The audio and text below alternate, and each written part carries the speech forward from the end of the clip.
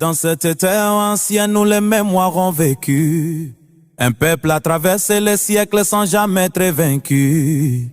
Une langue, une culture, un regard tourné vers des mains. Malgré les chaînes, les empires, le poids des lendemains. Les Vénitiens jouant à accoster nos rivages. Les Romains ont voulu imposer leurs lois et leurs passages. Les Vandales, les Byzantins ont tenté de nous plier. Mais nos anciens sont restés debout sans renier. Puis sont venus les Arabes et leurs puissants royaumes. Les Espagnols armés, les Ottomans et les autres. Chaque empire pensait nous voir disparaître un soir. Mais la Kabylie gardait sa langue et sa mémoire. Puis la France coloniale est venue par la violence. Le feu, les massacres, la peur et le silence. Des villages détruits, des familles séparées. Mais l'âme kabyle refusait d'abdiquer. Puis vint la guerre pour l'indépendance algérienne. Quand la Kabylie porta l'espérance dans ses veines, ses enfants sont tombés dans les mains et les prisons. Pour libérer un peuple de la domination, ils ont donné leur vie, ils ont calculé leur peine, pensant qu'après les armes viendraient des jours sereins.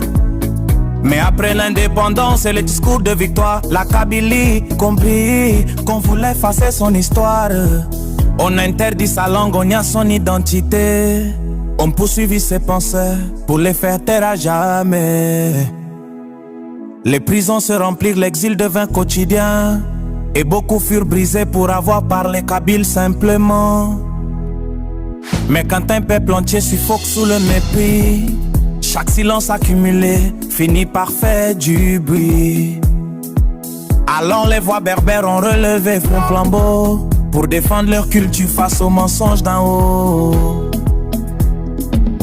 Le printemps berbère réveilla les consciences, malgré les arrestations, malgré les violences.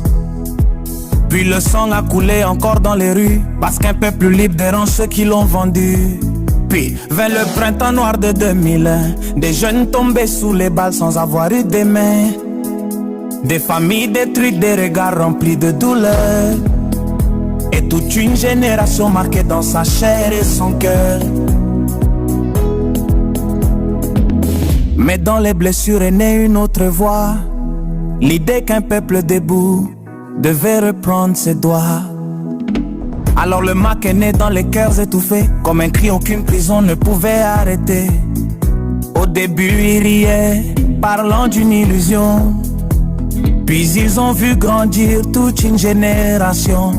Alors sont revenus menacer la peur. Les mandats, les procès, les militants traqués pendant des heures. Des hommes et des femmes arrachés à leur pays pour avoir simplement aimé la Kabylie. L'exil pour certains, pour d'autres les barreaux, mais toujours la même flamme transmise aux plus nouveaux. Car la Kabylie n'est pas qu'une terre du passé, c'est un peuple vivant qui refuse de s'effacer. Un peuple qui avance malgré les humiliations, avec sa mémoire, sa langue et ses convictions.